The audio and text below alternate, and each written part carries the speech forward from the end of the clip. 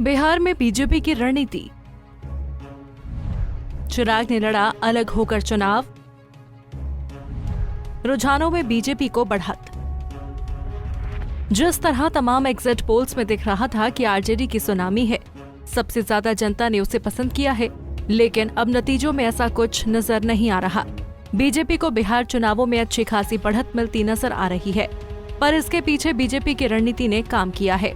चिराग पासवान को बिहार में अलग होकर विधानसभा चुनाव लड़वाना ही कहीं न कहीं बीजेपी की रणनीति थी, क्योंकि बिहार की जनता नीतीश कुमार से खासा नाराज नजर आ रही थी।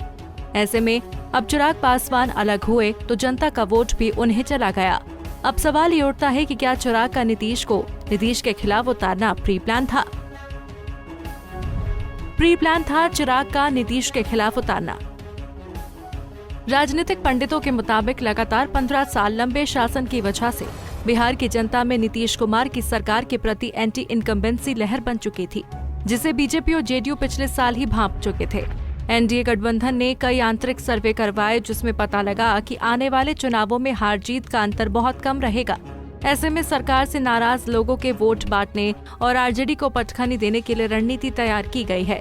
इस रणनीति के खास किरदार थे एलजेपी के अध्यक्ष चिराग पासवान। योजना के तहत उन्हें बिहार में नीतीश कुमार के खिलाफ ताल ठोकने के लिए तैयार किया गया, जिसके लिए वो तैयार हो गए। वहीं चिराग पासवान ने रणनीति पर काम करते हुए नीतीश पर निशाना साधा और साथ ही पीएम नरेंद्र मोदी को हनुमान भी बताते रहे।